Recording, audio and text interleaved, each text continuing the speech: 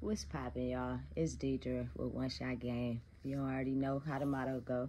You get one shot at life, but a lifetime to learn all the game you need to succeed in life. Now, before I start my video, I want to say happy Friday. Shout out to all my subscribers, all my new subscribers. You guys are great. I thank you for the support. Please make sure you like, comment, and share so we can get these videos in the algorithm and more people can see and watch them. But at the end of the day, I'm very grateful for all you guys' support. You mean a lot. And this is who I do it for. I do the videos for y'all, just to give y'all some information and some game. Anyway, video is going to be on the topic of when you get some motion and you start having some money, or you get a big amount of money at any period in your life, you get to see what's really real and how people really turn into some devious people when money is involved. Sometimes being able to be humble and being able to be, grateful and appreciative for what you do have, even though it may not be a lot, is a lot more valuable and a lot more,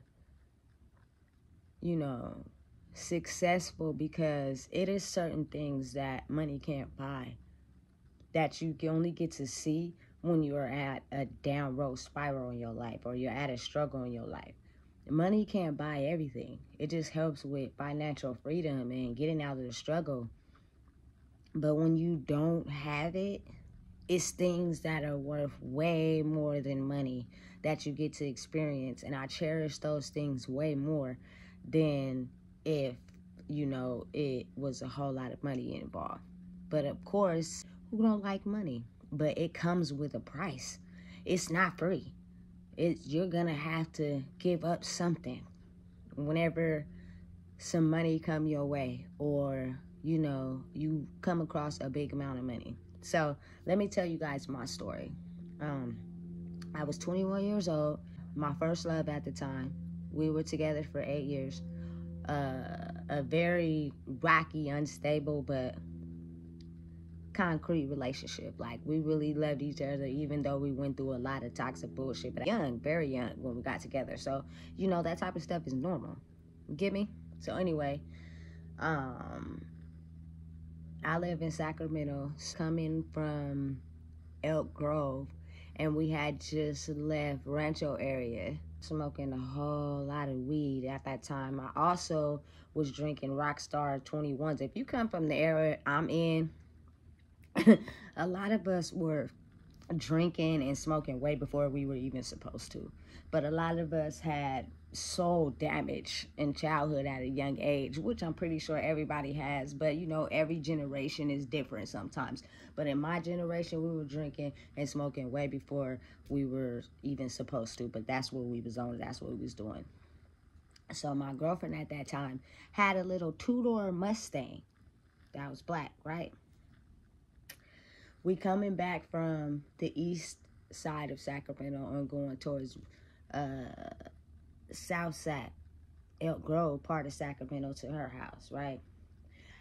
I am unaware of where we were going at the time, but we're on the freeway, right? The car was already having problems, like, you get what I'm saying? Already having little slight minor problems here and there, but the problem will happen, then you fix it, then you keep it going, and another problem will happen, and you just keep it pushing, because niggas don't have the money to afford another car or nothing right now, so you gotta take the what you can and get it fixed. And her mom was very good with the mechanics, you get what I'm saying? So she always knew a mechanic or whatever that would fix it. Get back on the freeway coming from her house, and the car completely dies. Everything shuts off, everything dies.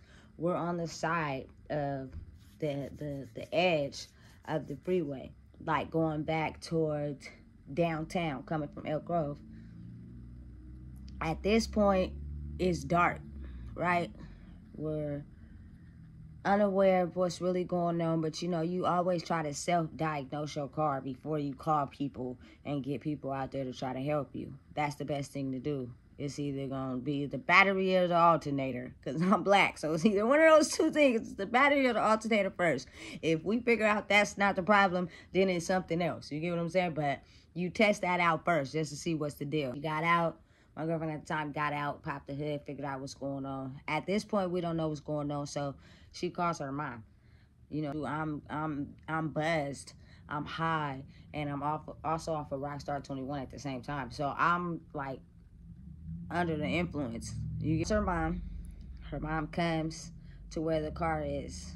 But if we get it started, we are going to go take her mom to work in West Side at the post office, right? Out of respect and just me being who I am, I was sitting in the front seat. Mind you, this is a 2-door car. So I'm sitting in the front seat, but I open the door and I get in the back because I know her mom is coming. And, you know, that's her mom. Her mom can sit up front. I can sit in the back. That's just the level of respect I have for people's moms and people's parents. You know what I'm saying? So I get in the back. Ultimately, in the long run, I think that saved my life. But I was unconscious as far as in my conscious mind because I was under the influence. So I don't know exactly why I made that choice, but in my mind, it was out of respect for her mom. In the back seat. It's a weekend. I guess at some point, somebody comes and picks her mom up to work. So it's just me and my girlfriend in the car at the time. Mind you, I'm under the influence. I'm probably just sitting in the car or I'm on my phone, one of the two, but I don't remember exactly what happened minutes before it happened.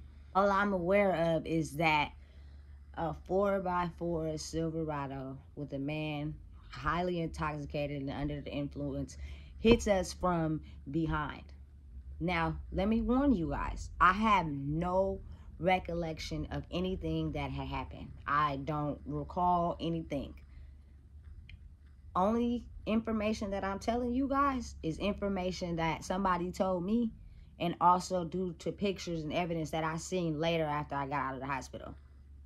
But everything in that period, I had no recollection of. I couldn't even tell you because I either was not in my conscious mind or, right, I just wasn't in my conscious mind. So we hit by this 4x4 Silverado. The car slides. I'm not aware who called 911, but I was told someone called 911 and the ambulance came and picked me and my girlfriend at the time up. Ambulance took us to UC Davis Hospital where we recovered. When I got to UC Davis, my mom told me that she got up there because this wasn't too long after my brother passed, but my mom is still in a state of panic from when my brother passed. So she just couldn't believe that this was happening to me and what was going on. I don't remember none of my family being there. I don't remember seeing nobody. This is all what was told to me. Told me I had a seizure. Don't remember having this seizure. Unaware of me ever having a seizure. That was the only time I ever had a seizure. But this is not told to me until after I get out of the hospital. Time I'm unconscious, not aware of nothing that's going on. I say a little bit after I had been out of the hospital for a little while, I finally come to and I wake up. And when I wake up, my girlfriend at the time is sitting next to me in a chair. She had walked from her room with crutches and stuff, and she told me as my eyes was opening, we had been in a car accident. We was hit by a drunk driver. Mind you, no doctors came in to talk to me. No, nothing. I didn't get nothing from nobody. No information from the doctors, nothing. All I know is that I had hit my head on something in the car. Otherwise, I was completely unscathed, unscarred. Nothing was wrong with me. Nothing was injured. Nothing was hurt. Except for the fact that I had hit my head. So, finished telling me this. It probably like maybe 2 or 3 days passed. And eventually, they let us leave the hospital and go home, right? So, we're sharing an apartment at the time. So, we go back to the apartment. She on crutches. I guess, you know, she hurt her foot from her foot being on the gas or whatever the case may be. So at some point, I'm chilling with my friends, and I had a sidekick at the time. So at some point, I get an email And I get pictures of the car at the tow yard. And when I tell you, this two-door black Mustang looked like a Hot Wheels car. It was badly damaged, you guys. It was very totaled and very destroyed. Like, me and my girlfriend at that time, we could have been a lot more worse off than what we were. She had a couple glass pieces in her head and hurt her foot, and I think like something else. And all I did was hurt my head. But the way the car looked, my heart damn near dropped in my chest, because I'm in my head, I'm saying, oh my fucking God. But I'm with some people at the time, and we smoking, so I didn't say it out loud. I just looked at the pictures like, fuck, oh my fucking God. You feel me? The way the car looked at that tow yard, we should have been gone. You get what I'm saying? But we made it through. We made it through. That process. Now we're injured. We're back at our apartment, and my girlfriend called somebody in the phone book and start getting the case going on being able to get some money out the situation, because we were completely not at fault. We were in the car that had broke down on the side of the freeway. This man was very severely under the influence and hit us from the back, damn near head on. The lawyer called. She's calling the people that do, like, you know, the little accident commercials for the insurance companies on the on the TV. But being that this was back in that day, we used the phone book. We looked through the phone book and we found somebody. So they started processing the case, you feel me? She was good with that. She knew what to do. She knew what to say, you feel me? She managed to call them. They started processing our case, right? And you know, everything take time, so you don't get the money right away. You gotta like go through the whole proceedings of the case, catch the insurance companies, figure out what's going on with the insurance policies, what because I know to see what our car looked like, I can only imagine what this guy's car looked like. I don't know if he was arrested or whatnot, because again, like I said, I don't remember nothing. Like, I couldn't even tell you what happened. I don't remember being put in the ambulance. I don't remember getting to the hospital, nothing. Imagine what his truck looked like. All this was just information that was relayed back to me. We're going through the lawyers and getting the payout from the accident. We are able to get loans from this lawyer because he knows at the end of the day, we about to get a bag. You know what I'm saying? So during this process, I'm having a little bit of money. I'm getting, you know, I'm lightweight, young adult. You know what I'm saying? I'm in love at the time. I am. You feel me? I'm like, really, thanks for being solid. I love you. I'm really rocking with you. But the other side of me is having this little bit of power struggle, want to be free and be out there in the world because I got this little bit of money. And in my mind, when you young, you know what I'm saying? You thinking the money is going to give you status. The money is going to give you, you know, a whole lot of popularity. People gonna love you, this, that, and the third. But now that I'm older, money don't do nothing but give you status and popularity, because it's the money. It's not you. You get what I'm saying? It's not you at all. It's because you have the money. And once I figured that out, I was like, fuck, well, I was better off being broke.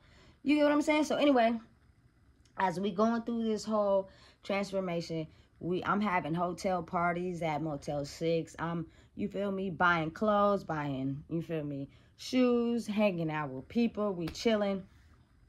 Everything is good. When you go from being broke to having a little bit of money, like, your priorities change a little bit. Your ego, you feel me, change a little bit, because now you feel like you about to be about something. You feel me, shit finna get cracking, everybody gonna love you. And then you feel me, the realization that it's the money that some people love, not exactly you, but the money.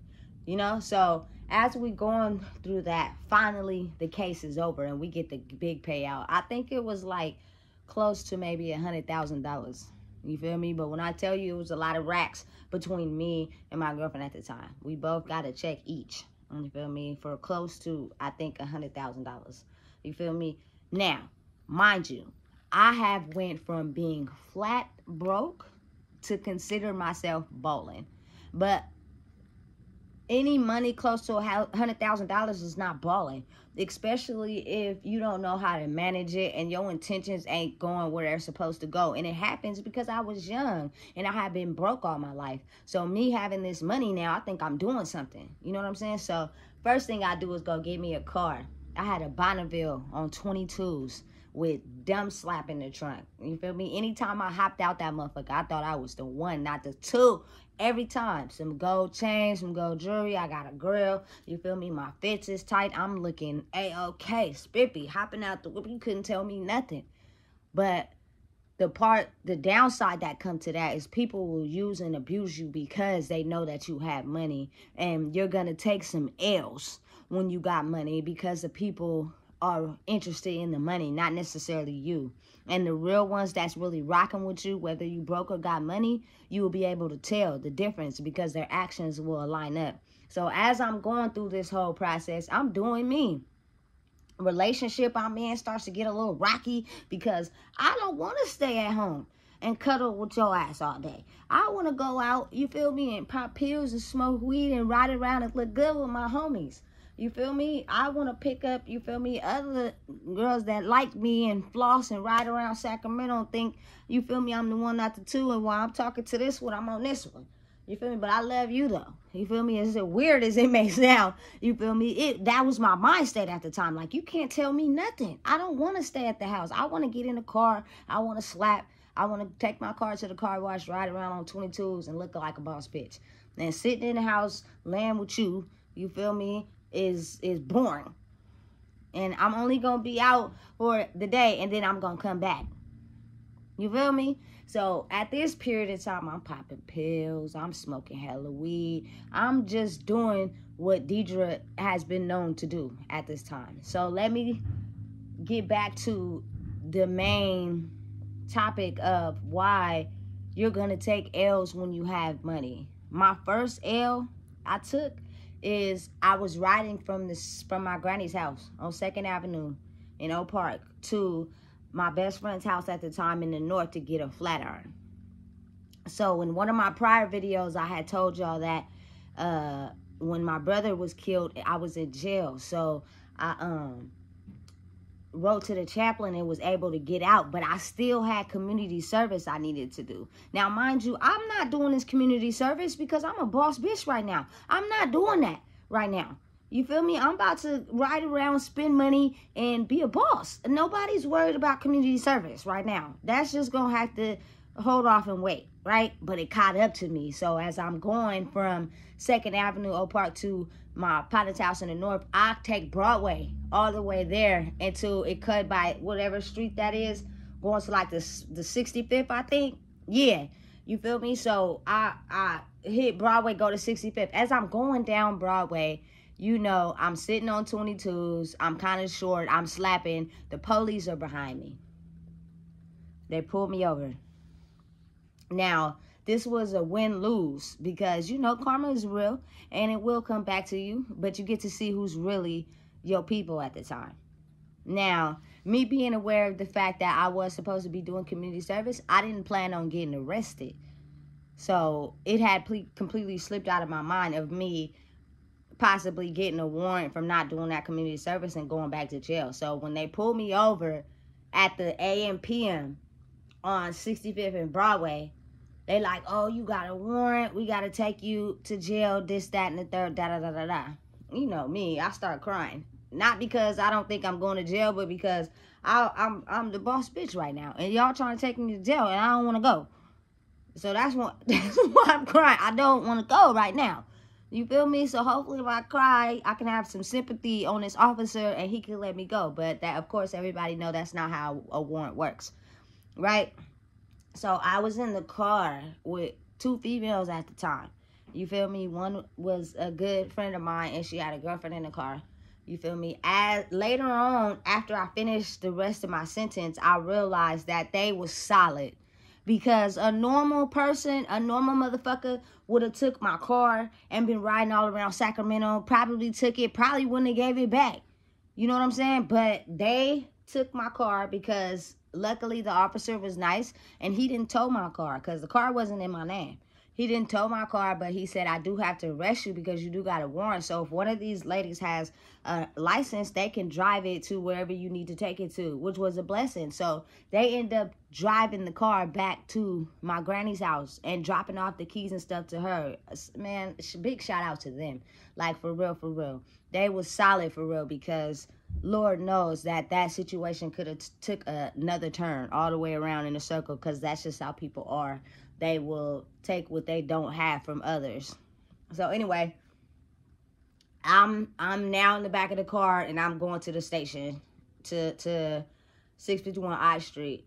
And I had to do like maybe a few days in the county jail until they took me to the branch to do the rest of my sentence. So I'm thinking that I'm going to have, you know what I'm saying, the rest of my sentence to do, subtracted the time that I had already did. Nah, they made me do the whole 30 days over. So I had I had to do the whole 30 days over. I'm calling my best friend, like, you feel me? Because before I left my granny's house, this is when I had spent it all, you feel me? I'm young, spent it all, splurged it all, did a lot, but I had some money stashed in like a cell phone box inside a tote that had my clothes in it at my granny's house. And I knew it was more than what somebody proposed to me later on, but sometimes you just gotta take that L.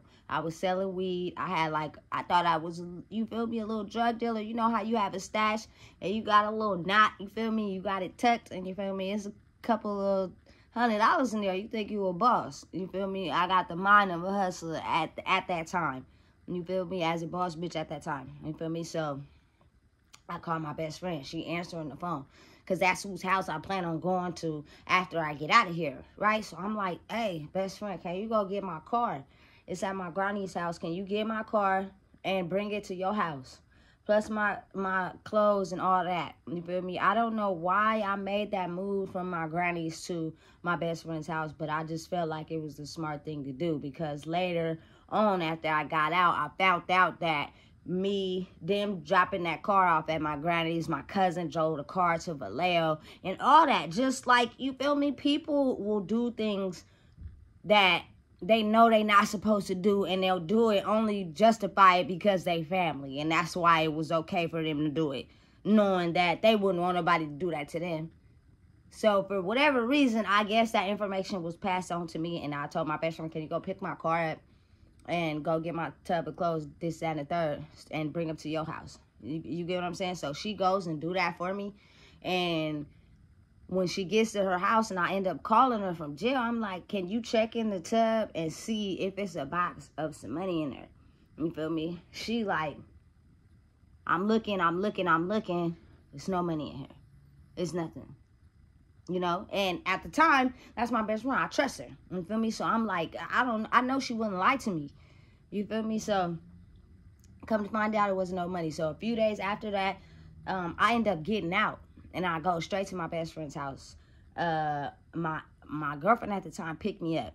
She picks me up. We go to her mom's house for a little bit. And then from there, we go to my best friend's house to get my car. And for me to double check through the tote to see if what I'm looking for is really there. It's not there.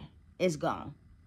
You know what I'm saying? So not only did I take an L by going to jail, I took an L by the people I was with who wasn't my family dropping my car off to my granny's, and my cousin driving it to Vallejo like it's his car, and my grandma ultimately taking money from me while I was locked up. She was the only one that knew that I had some money in there, because this is in your house and it's a 1-bedroom. So I know you was watching me, which means you had to know that there was money in there. And as soon as I got locked up and you knew I got locked up, you went straight for it. No bars or nothing. Straight for the money. You feel me? So at this time, I done took an L. I'm upset. I'm kind of like, irritated, because now, you feel me, that was all the little bit of money I had. And I took an L by someone taking it from me, but I never accused that person. I never talked about it with them face to face. I may have let my aggressions out with other people and it may have got back to them, but I never once revealed that loss to them. I just took it on the chin and kept it pushing. So later on, probably like a few months after that happened, I was in my car and I meet up with my grandma, I think on Arden somewhere. I don't know, she was at the bank or something, and she gives me $100 to make up for the money that I know she took, when I know it was way more than that. Of course, I'm going to take the $100, but it's just, When your intuition and your gut tell you something, never let it steer you wrong. Because 9 times out of 10, it's very right. And I knew what I had in there for reasons why it was hidden. You get what I'm saying? So she give me $100. At that point, I'm just, you feel me, content. I'm going to take this $100 and keep it moving. I had already managed to get through the time, from the time that you took it, that it didn't even phase me that much. But I'm going to take this $100 and act like we don't know what you did. When you have money, you're going to take L's, period. And it be the ones closest to you that's going to hit you with the L first. Because y'all blood, right? But if that same shit was being done to them, how you think they would feel? They wouldn't like it, right? And it's crazy because my grandma always accused me of taking something from her. I wouldn't steal from people that I care about. Have I stole before? Yes.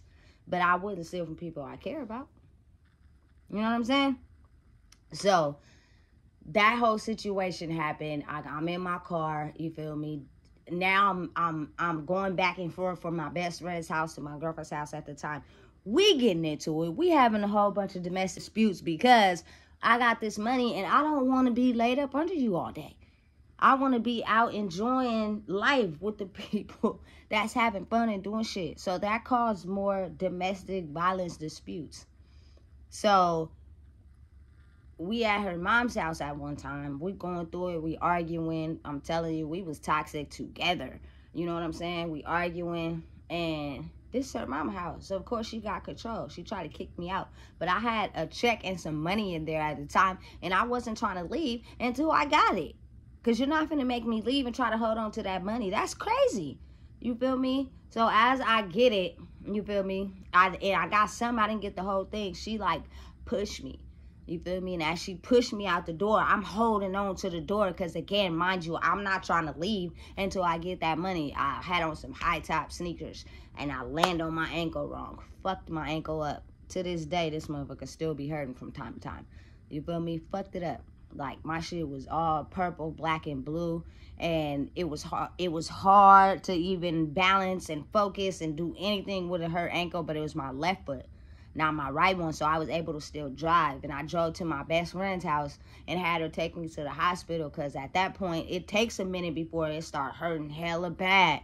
You feel me? The first initial pain don't be hurting that bad, but then after like an hour or two, that motherfucker start hurting. I don't know why, but ankle pain is probably one of the top 5 pains that really hurts if you don't get it together. And mind you, you know, we come up in there combating pain with weed. So we smoked weed for everything. You know what I'm saying? So they don't want to give you prescription drugs because, you feel me, they smell all the weed on you. So all they did was give me a brace and a bag of ice and some crutches. So I go back to my best friend's house at the time. I got to keep it elevated and this brace on. But I'm not finna do that and hop out of this car on 22s. So I'm about to try to hurry up and nurse myself back to health without these crutches, with this brace, and just after the bruising and stuff go down, I'm just going to walk on it like regular. And that's what I did. But in the long run, that shit fucked me up because whenever it get cold, this motherfucker be hurting. You feel me? So, please, whenever you sprain your ankle or sprain anything, do what the doctors say do. I don't care what you got going on because it will come back and haunt you in the long run. Do what them doctors say do. So, again, just be aware that when you have money, a lot of people already was jealous and envious. And they become more jealous and envious because now you have something that everybody wants. Everybody wants to be rich. Everybody wants to be successful. Everybody wants to not have to live in poverty. And everybody wants to have financial freedom. That's a part of the codes and the secrets to life. So when you have it and they don't, no matter who it is, I don't care who it is. I don't care who it is. It is certain things that people do because they feel like it is okay because it's you and not them. So you have to really pay attention, be careful, and be aware. And make sure you keep your guard up and know your boundaries. Because a lot of times the ones closest to you will do the shit they ain't supposed to do first. And then you be wondering, like, I thought we's not. Y'all ain't shit. You feel me? People are people. Being and having the same blood has nothing to do with people's morals and ethics and their loyalty towards another person. I have learned in the span of this time that the word I love you is more than just a word just to use and abuse you. It has no clarification, no meaning behind it, especially if they're not being loyal to you. Loyalty is what I want to see, which means you wouldn't do certain actions or cross certain lines because you're loyal to me as a person. Whether I'm broke, rich, in poverty, stuck, struggling, don't fucking matter.